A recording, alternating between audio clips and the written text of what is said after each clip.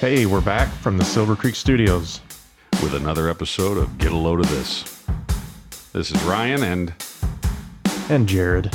And we have a whole new docket to discuss this evening. That's right.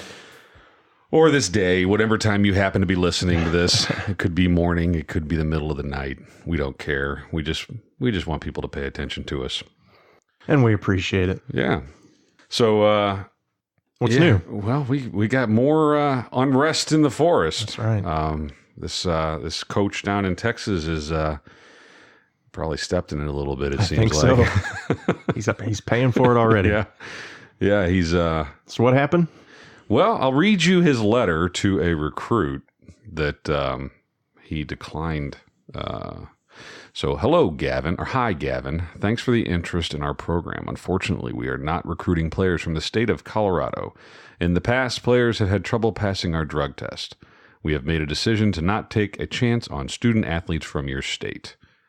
You can thank your liberal politicians. Best of luck wherever you decide to play. Mike Jeffcoat, head baseball coach, Texas Wesleyan. So we can get his phone number too.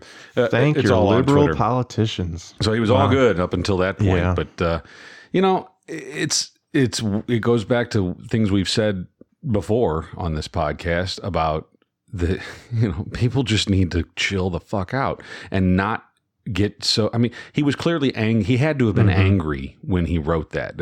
Otherwise, I don't know anybody that just spits that type of thing out. And obviously not the brightest guy either. There's a lesson for everybody out there in the world. Read your damn email before you hit the send button and ask yourself, does this sound right? Do I want people to read this? Does this reflect my true feelings? Can they understand what I'm saying? Maybe he did. Maybe he had his coaching staff all read this reply, but I doubt it. Well, he's not a coach anymore. And not anymore. But I don't disagree with him that if he wanted to stop with hey, look, I don't want to deal with that. We have a drug policy here at Texas Wesleyan, and we don't want people that are on marijuana or cocaine or any other drug. If that's their policy, it's hey, that's the way it goes. If he's telling the truth, if he's really been burned in the past by some student athletes who didn't pass their drug test, then I could see why he doesn't want to waste his time with that. You know, it's his right, really, as the coach. Should he have been fired is the question. Well, I don't know. That's a whole nother ball of yarn. But, I think he should have been. I think that in today's world, the precedent has been set that you can do a lot of things, but you just can't put that kind of thing out there. Whether even if he had been the other side of the spectrum and said, you can thank your conservative, we don't like hunters. We're not going to allow any hunters, any deer rifle owners to play baseball at whatever school. You can thank your conservative politicians for that. Yeah, that guy should be gone too.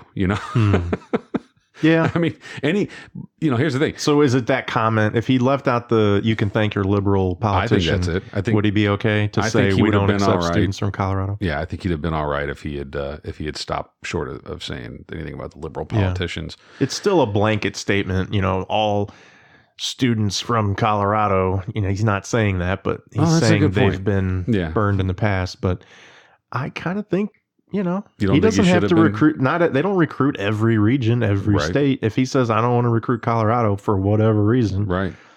Okay.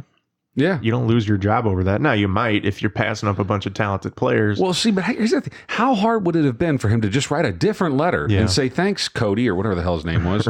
Gavin. Yeah. Thanks, Gavin, for your interest. Unfortunately, we're going to have to pass this time around. Best wishes in all your endeavors. Thanks, coach. And been done with it. But instead, he gave too much information. Sometimes less is more.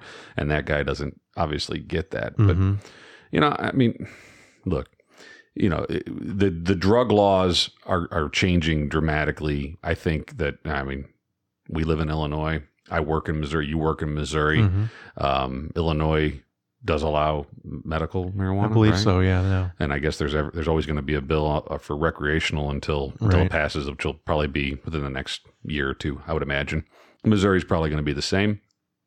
Once California and some of these other states fell, in Colorado, it's just dominoes at this point. Eventually, the whole country is going to have legalized marijuana, and I don't object to that. I was just going to say, what do you think about that? Is that a problem? Is it the downfall of society. Look, for my kids are going to listen to this. And, be careful. Well, I have partook, but I'll be like Bill Clinton. I didn't inhale or whatever.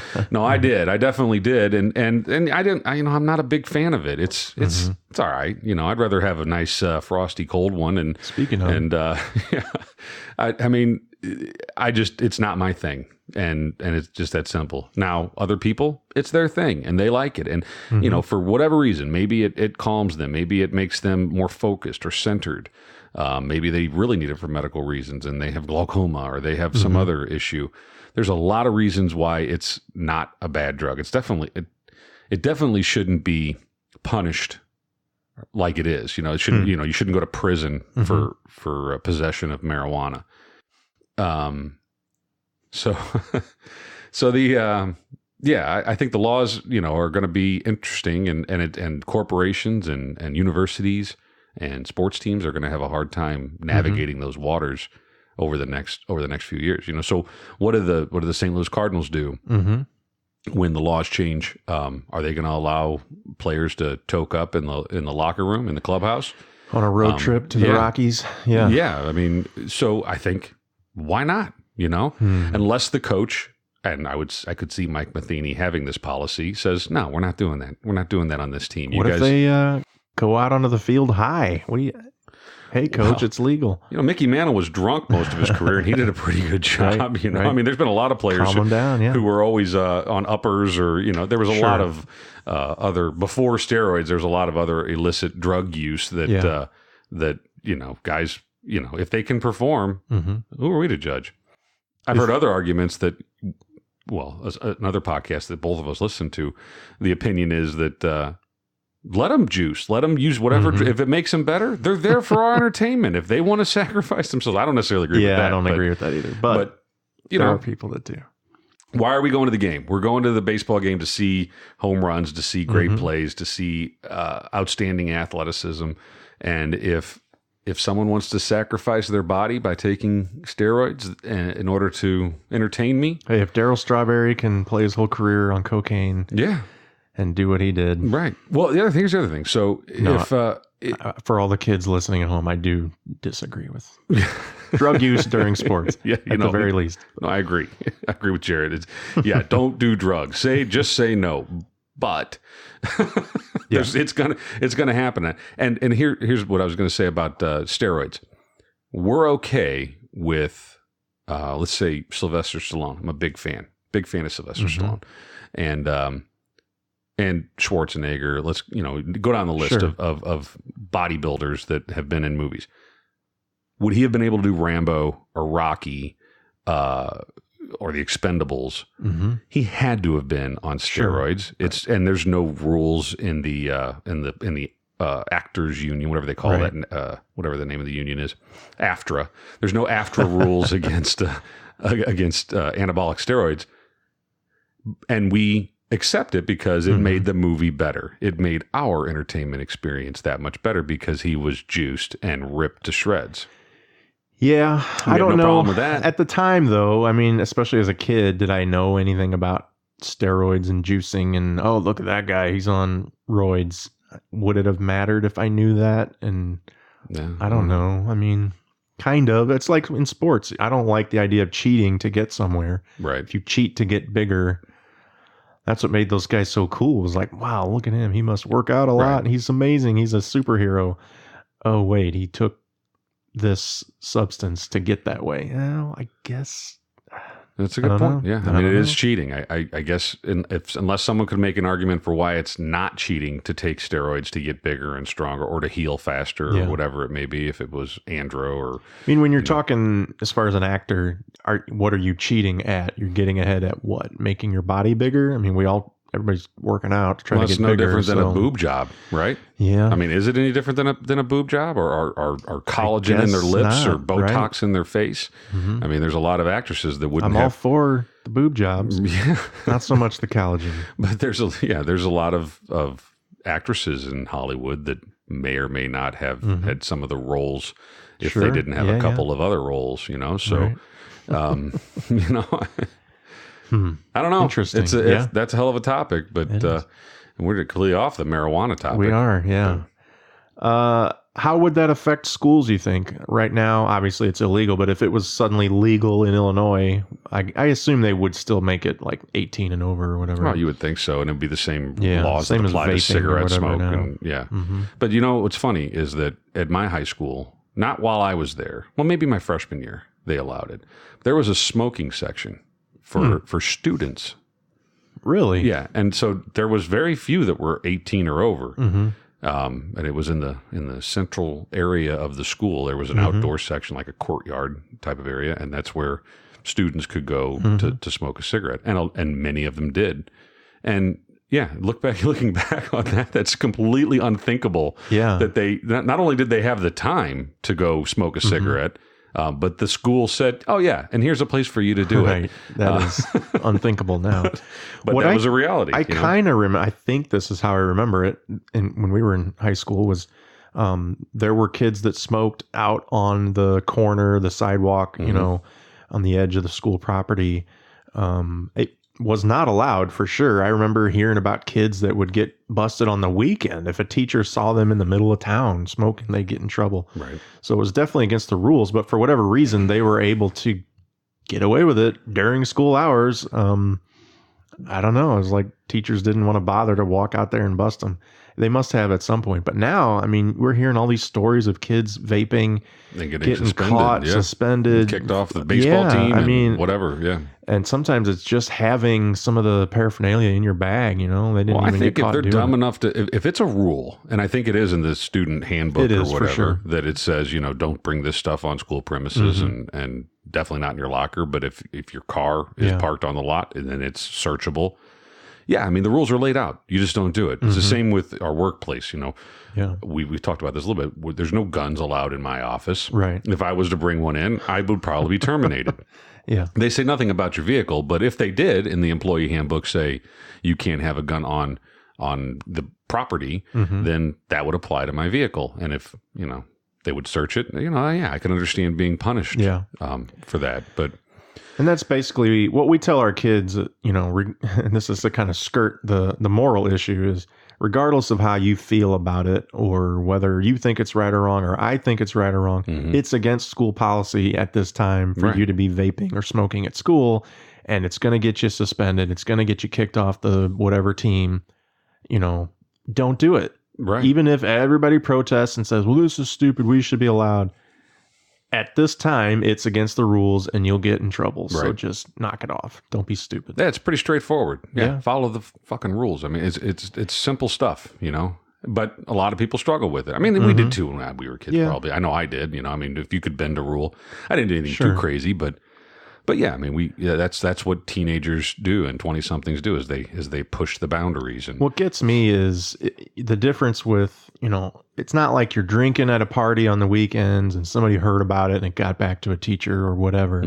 These guys are vaping in school, in the locker room, in their cars on the way into the parking lot, you know, clearly visible, walking out of the gym, you know, like they're not hiding it at all. They are stupid. They're not even attempting to hide it. So I don't know if they don't care or they just want to get caught. They think they're holier than thou. I mean, maybe that's what it takes to quote push it is do it, you know, right in front of somebody, and that's what makes you cool. I don't know. Well, it's a shame because there's probably good kids with a lot of talent and a lot of potential, and they do something like that, trying to be cool or trying to push the boundaries, or because they don't like the coach or they don't like the principal, and they do something like that. And it ends up getting them kicked off the team, and it starts a downward spiral. Sure. And the next thing you know, they're you know, I don't know, mowing your lawn or whatever. Nothing against people nothing against landscapers. Not at all. Highly skilled individuals. Yeah. So I mean, it's a problem, and it's not going to get any better. We're going to have a drug problem in this country for a long time. We won't even touch on meth or heroin. Obviously, heroin is a huge deal now too. I think the president's talking about it, or maybe I just saw something about the opioid epidemic, and chances are he's probably talking about it. Yeah, and I don't know what the hell he's going to do about it, but no. I mean, but some, you know, we focus on all the wrong things here. We're focused on what people are saying on Twitter, and we're focused on water supplies in Africa and things like that. Well, we should probably focus on it. This is a huge deal, and I don't think it's that difficult. Obviously, it's not easy, but it's not like it's in the impossible. If you want to shut down the heroin epidemic, make those laws as strict as possible, and people that are coming across the board. I don't know where's heroin come from? I mean, it comes from like Colombia, right? Doesn't it? Yeah, I mean, I think a lot of different places, but yeah. Yeah, I mean, so stop. Well, maybe it's the wall. Maybe he's not onto sure something it's that there. Simple. No, I mean, you're talking billions of dollars in profits. So, but you say, well, stop bringing it over. Well, but if so someone ODs on heroin. I guess people don't talk. That's the problem. No one wants to give up their dealer. But someone ODs on heroin. Where'd you get it? Well, I got it from Billy. Well, where did Billy get it from? Well, he got it from Jethro. Well, where'd Jethro get it? Well, he got it from Omar. Whatever. And you just keep following that trail. But I think it's a problem. There's some pretty good documentaries I've watched on that about how to track down the head of the snake, and they're pretty well protected. But I don't know. We've been trying to do that for 30, 40 years. Yeah. Well, here's the other side of that heroin, coin. But everything. Well, right. Here's the other side of that coin is that, only the strong survive. Right. So, yeah. So I remember watching one of these documentaries, and they were interviewing a couple. The man had they're both addicted, and they were living, whatever money they could scrounge up, they were begging or whatever. And every time they'd get enough money, they'd go and they'd buy another rock. What is it? Is that a rock? I don't know. This is how uninformed we are about drugs. I don't know what heroin comes in. They'd buy another bag of heroin. Sure. And they'd immediately shoot it up. And the guy said, he goes, yeah, I had a job, and then I had a back injury or shoulder injury or something like that. And they put him on oxycodone on him. And the prescription ran out, and he said, well, I got to fill this void with something. And he shot up with heroin, creating his addiction. Yeah. So, and the wife or his girlfriend or whatever, the lady, I don't know her backstory, but either way, they both got addicted, and it essentially ended their life. So now they're squatting in some apartment, some abandoned building in whatever city. I want to say it was Detroit. It might not have been. It might have been Baltimore.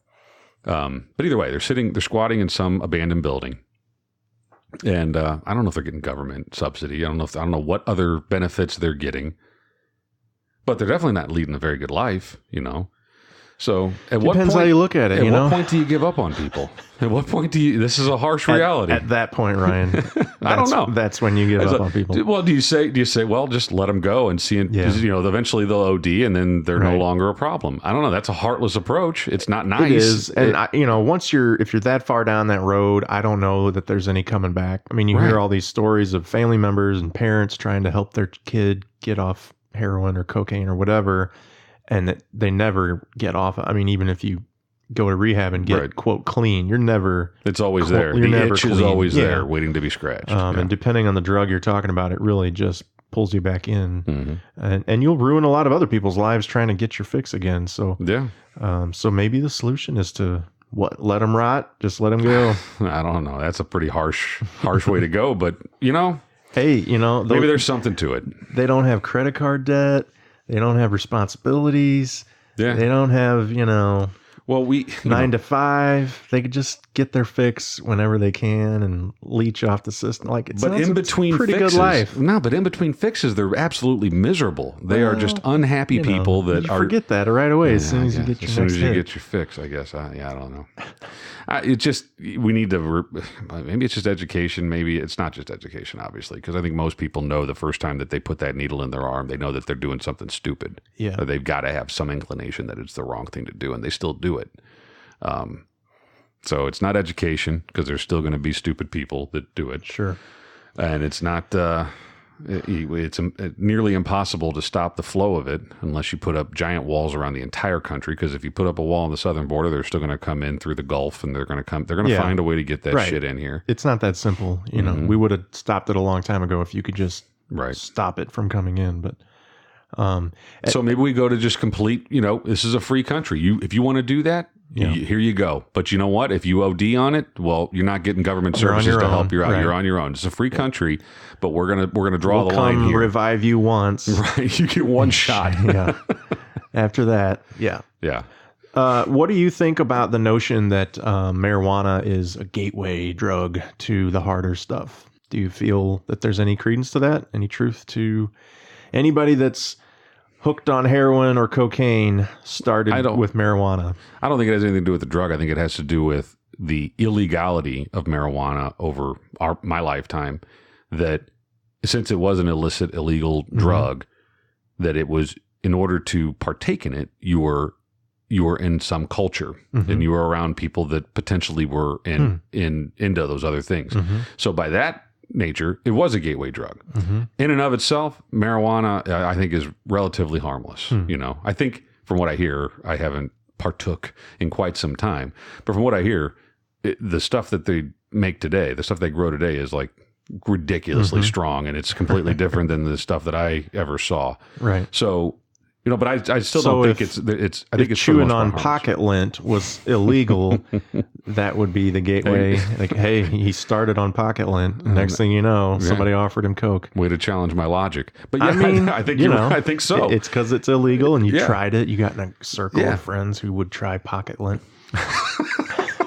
Hey. We just started a craze. Little do you know that you just started a black market for pocket lint. Someone will try to smoke it. Do you smoke pocket lint, or do you snort it? You chew on it? I think you chew on it. It's like you dip it like tobacco. Yeah. You can blame me on Twitter at Load This Podcast. I guess depending on whose pockets that lint came from, it could be good shit. You never know. Depends on what they're carrying. They got bacon in their pockets, it might be delicious. If they've got marijuana in their pocket, it might be the new edible. So speaking of under the influence, I've seen a lot in the news lately about autonomous vehicles and driving. I think just today I saw an article about Airbus has an autonomous air taxi, I think they called it. It looks like just a drone, a giant drone that you can sit in. But that's scary shit. It is kind of scary. I kind of don't. The only thing that keeps me from being too freaked out by it is I don't really see it happening anytime soon. Like it's so hard to pull that off successfully. There's so many roadblocks, so to speak, in the way of, especially the air taxi. I mean, I can kind of see the autonomous road vehicle. I mean, they're already doing it, and they're doing it pretty well. But flying around with a 30-minute charge and, nobody telling you. Well, I think that the computers are smart enough now to make it relatively safe, but it still scares the hell out of people. I think our kids will think, no big deal, and they're going to love it. But for folks like us and our age, that we like to be in control. Sure. Yeah, I don't see it. I don't see anybody my age. Not anybody. I don't see a lot of people my age taking to it because of that lack of control. You you can't hand over your life to some machine. Although it would come in handy getting me home from Silver Creek Studios. That's right. After a few beverages, but that's a short trip. Yeah. Now, I'm not going to commute to work. I don't know. I used to carpool. And we talk all the time about, I have a 45-minute at least drive to work every day and same home. And be like, boy, wouldn't it be nice if we had a helicopter and we could be there in 10 minutes or 15 minutes maybe and just, plunk this sucker down on the roof of the building and go to work. That'd be nice. But I want to be in control of it. So if we go to the Jetsons way, where we all got flying cars and I'm in control, I'm all for it. I want that, but I don't want to get into something that's just going to, take me wherever. Do you know anybody with a Tesla? Have you been in one or ridden around in one? I have not been in one. So the former CEO of my company, he had one, and I parked near it. Yeah, that's as close as I've gotten to greatness, right? And I walk by it every Monday afternoon. I walked by his car, and I would always look in it, and they are cool, man. They are cool, But a friend of mine has one. He might be on his third one now. Really? But so I guess he's leasing, right? That's the only way. No, he's it's kind of a long story, but how much time do we have? We got enough time. He bought an S, the Model S, the sedan. And then he still had that one after a couple of years, and somebody in the a Tesla club kind of thing. Somebody that he knew that had one was going to trade theirs in or sell it, and they weren't going to get enough for it on their trade. So he was like, well, I'll give you that much for it. So he... How much? You know how much? I want to say in the 40s for a used Tesla. Yeah. And then, so he had 2 of them, and he would loan it out to people, anybody that was interested in maybe buying a Tesla. So he was like free advertising for Tesla. He would. Did you drive it? I've never driven one. I've been in his. Oh yeah, many times. He's offered, and I'm always like, you know what? It's just not worth it to me if I trash this thing accidentally. Right. I really appreciate it, but I enjoy riding. I'd be all over it. I'd drive it. I know. I should. Yeah. I should have, but. And now he's got the new one, the 3 on order. He may have actually taken delivery of it. It's any day now, kind of thing. Well, they're getting to the point where it doesn't make, if they made a truck, I'd be all over it. And I think it's got to be coming. It's coming, yeah. Elon, if you're listening, make a truck. Well, he's doing the big old cargo carrying trucks, 18-wheelers. That's fine. What's coming next. But I want a full size, Dodge Ram, kind of like, but a Tesla truck. It shouldn't be that difficult to do. No. I mean, and you can make it out of the body out of aluminum. $100,000. Well, that's fine. That's fine. But it should. But here's the other problem with cars, with Teslas, is that, and I know someone's listening, they're like, Jesus, this guy's an idiot when it comes to batteries. But I don't know how the batteries work. But I have a Ryobi drill, right? 18 volt. It's nice stuff, right? Yep. Home Depot, and those fucking batteries, they never last. If I leave them out in the garage in the cold, they're dead. Yeah. So I've got 2 batteries that are a year old, and neither one of them hold a charge. So, are they the lithium? They must be. Yeah, if it's newer lithium. They're the lithium, and for whatever reason they're supposed to be pretty good. I guess. And they took a shit on me. So now I got to go buy 2 new batteries. I think that's how they get you. Oh, it's definitely where they're making their money. But. So I parked this. I don't know. Are these lithium batteries in a Tesla? I don't know what. Yeah, I believe so, but it's it's a different technology. A little bit better than a Ryobi drill, But I can tell you, he had his first one for, it had to be 3 or 4 years. Yeah. And they show you the capacity of the battery, and it only dropped off maybe 10% or something like that. I mean, it was really good. Now they have all kinds of cooling systems to keep it optimally charged and perfect temperature and all that stuff. But I gotta say, it's amazing, the whole Tesla thing. From the actual execution of it, driving around in it is phenomenal. It's so amazing to ride around and accelerate in. But just the idea of the company, the fact that they pulled it off in a relatively short amount of time, they're still making all these advances. Mm-hmm. Now you can go buy a Model 3 for $35,000 and have a fully electric vehicle. The future is here, right? It really is. So Elon, if you're listening, we'll take 2 Model 3s. We've already done a lot of advertising. We'll pimp the hell out of them. We mentioned them on another podcast too. You're kind of a cool guy. If you let us drive one of your cars for free, give us a 1-year, loaner deal, and you could sell it to some other sucker. We'll have to tweet at him too. Yeah. Where are we at on time? I think we're right about there. All right. Well, this has been fun. This flew by, right? They do fly by. This is good. Hey, give us some feedback. We are on Twitter at LoadThisPodcast, and we have email now. We have email, loadthispodcast@gmail.com. Yeah, so let us know if anybody's listening, and if you hate us, if you love us, if you think we're stupid. We want to hear about it. And I guess we'll wrap this one up. Yeah, we appreciate it. I'm Jared. I'm Ryan. And get a load of this.